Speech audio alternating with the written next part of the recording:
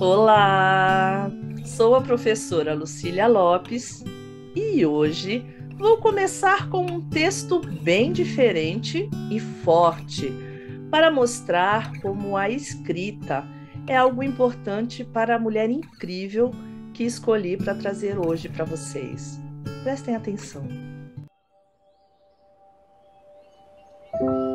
Com a ponta da língua pude sentir a semente apontando sob a polpa. Vareia. O sumo ácido inundou minha boca. Cuspi a semente, assim queria escrever, indo ao âmago do âmago, até atingir a semente resguardada lá no fundo como um feto.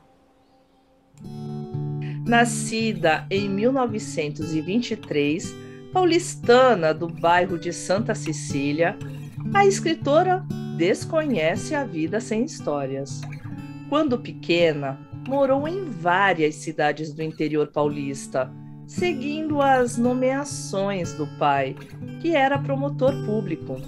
Gosta de dizer que começou a escrever antes mesmo de saber escrever.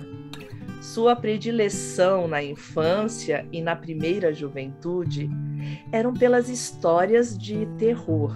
Porão e Sobrado é o primeiro livro de contos publicado pela autora em 1938, com a edição paga por seu pai. Assina apenas como Lígia Fagundes.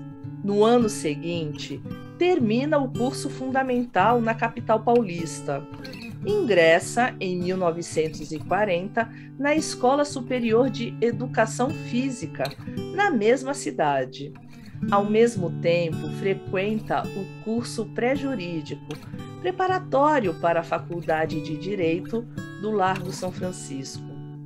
Inicia o curso de Direito em 1941, frequentando as rodas literárias que se reuniam em restaurantes, cafés e livrarias próximas à faculdade.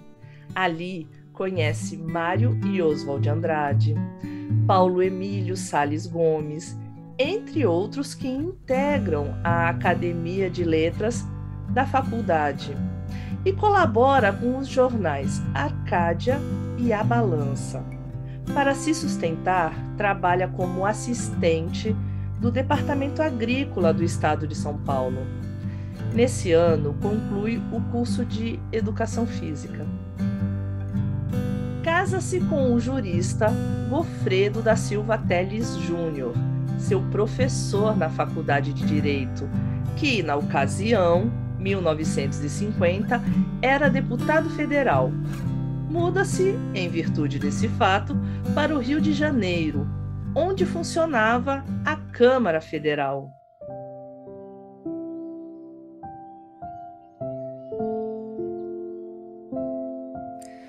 Solução melhor é não enlouquecer mais do que já enlouquecemos, não tanto por virtude, mas por cálculo. Controlar essa loucura razoável, se formos razoavelmente loucos, não precisaremos desses sanatórios, porque é sabido que os saudáveis não entendem muito de loucura. O jeito é se virar em casa mesmo, sem testemunhas estranhas, sem despesas.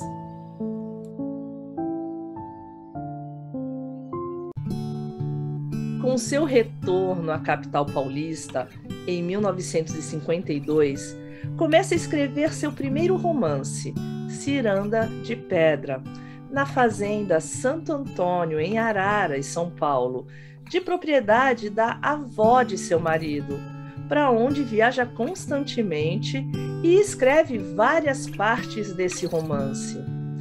Essa fazenda ficou famosa na década de 20, pois lá reuniam-se os escritores e artistas que participaram do movimento modernista. Foram Mário de Andrade, Oswald de Andrade, Tarsila do Amaral, Anita Malfatti e Heitor Villa-Lobos.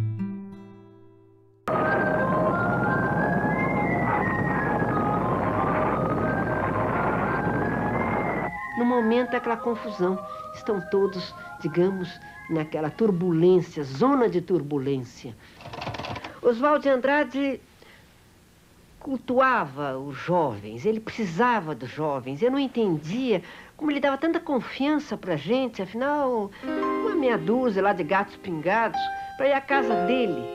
Então, sentávamos no chão e ele ficava lendo, eu me lembro tão bem, meu Deus, ele lia os capítulos, o livro ainda não estava publicado, os capítulos do Marco Zero, do romance Marco Zero. Oswald de Andrade tinha uma voz lindíssima, era uma voz quente, era uma voz assim, profunda. E nós ficávamos deslumbrados, comendo pipoca, tomando assim cerveja para as meninas guaraná. E depois ele não passou mais a pipoca porque a pipoca prejudicava o som da voz belíssima enquanto ele falava. Então ele cortou a pipoca, ficávamos então assim deslumbrados, ouvindo aquele homem com a voz tão linda, lendo os capítulos inéditos para nós, aqueles gatos pingados, lendo aqueles capítulos. Em 1960, separa-se de seu marido, Gofredo, e no ano seguinte começa a trabalhar como procuradora do Instituto de Previdência do Estado de São Paulo. 2 anos depois, lança seu segundo romance, Verão no Aquário. Passa a viver com Paulo Emílio Salles Gomes e começa a escrever o romance As Meninas, inspirado no momento político por que passa o país. A convite do cineasta Paulo César Sarraceni e em parceria com Paulo Emílio Salles Gomes, em 1967, faz a adaptação para o cinema do romance Dom Casmurro, de Machado de Assis. Esse trabalho foi publicado em 1993, com o título de Capitu. Essa paixão pela palavra é comum. Você também, Inácio. Você também é um apaixonado pela palavra. Esta nossa...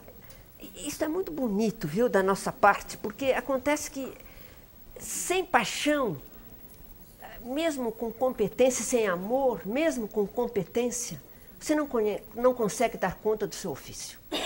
Está certo? Então, essa luta com a palavra, que falava nosso poeta Carlos Drummond de Andrade, lutar com a palavra é a luta mais vã.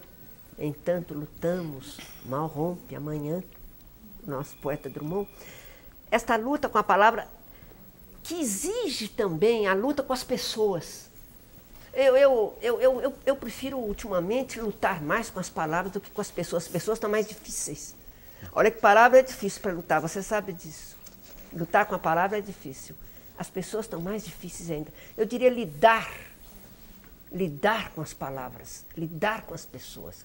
Então, essa paixão que você também tem, que é comum, nossa, querido Inácio Loyola Brandão, é uma paixão que eu acho que é aquela coisa do Machado de Assis, esta é a glória que fica, eleva e consola, enfim, eu acho que a frase é mais ou menos, esta é a glória que fica, eleva e consola. Então, esta glória que nós temos, que é tão pobre num país pobre como o nosso, mas que é justamente uma alegria, que é a vocação. Pronto, eu respondo dizendo, nós temos vocação. Isto sem a menor soberba, sem a menor arrogância. O Inácio, não há nenhuma arrogância em se dizer isto agora. Eu, quando era muito jovem, e eu comecei muito jovem, eu estava na faculdade de Direito, publiquei meu primeiro livro lá, livro esse que eu cortei das minhas obras, porque eu era muito imatura, aquelas coisas. Então, esta paixão, que é tão antiga, é a vocação. Eu tinha vergonha de dizer que eu tinha vocação, porque eu achava que a vocação exigia sucesso. Com o passar do tempo é que eu percebi, não tem nada a ver com sucesso. A palavra vocação, ela é pura, ela é nítida, ela é isolada, não tem nada a ver com sucesso. Eu achava que vocação, a minha vocação é escrever, eu achava que havia uma certa arrogância nisso. Não, nenhuma arrogância. Inclusive, grandes, extraordinários escritores não tiveram o menor sucesso. Tá certo? E são muito depois da morte, descobertos, reconhecidos.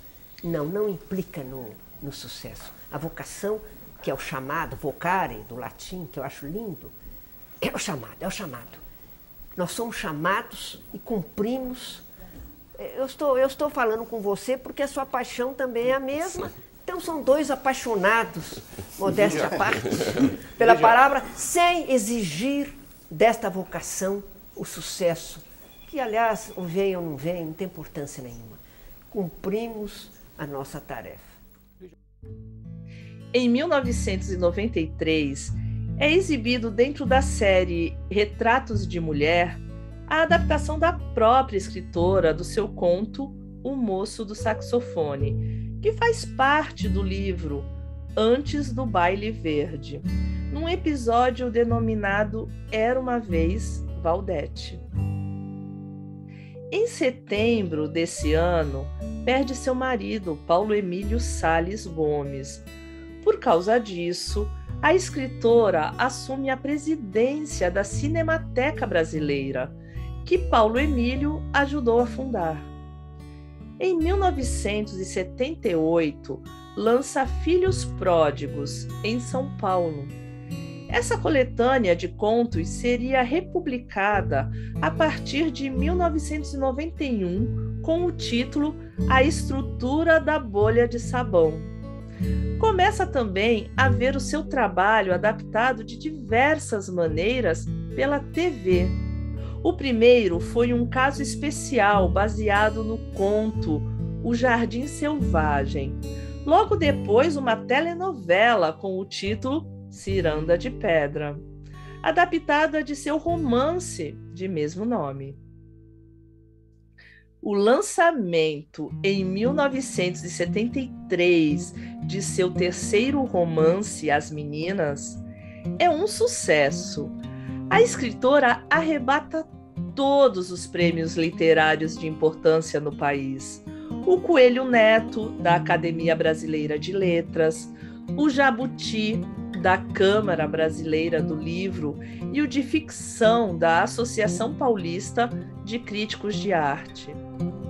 Em 1996, estreia o filme As Meninas, de Emiliano Ribeiro, baseado em romance homônimo de Lígia, que foi muito bem recebido pela crítica e pelo público. Essa sua luta política, tenho medo pela sua segurança. Segurança, madre? Quem é que está em segurança nesse país? Aparentemente a senhora se sente muito segura nessa sua redoma, mas a senhora é bastante bem informada para saber do que essa redoma está lhe protegendo. Putz, o país está um caos e a senhora vem me falar em segurança. Eu não estou em redoma, minha filha.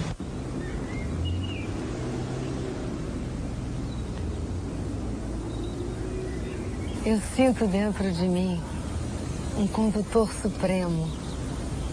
E no seu universo não há violência. O espírito. Observamos que a obra de Lígia Fagundes Telles é bem variada e por diversas vezes os seus textos serviram de inspiração para filmes, novelas, programas de TV e diversos audiovisuais. Que tal pesquisar uma frase, um conto, um trecho de um romance da autora e realizar uma produção própria? Você pode criar um vídeo, um texto ou até mesmo uma ilustração, tendo como inspiração um texto ou um pensamento que encontre na obra dessa escritora única. Bom trabalho e até a próxima aula!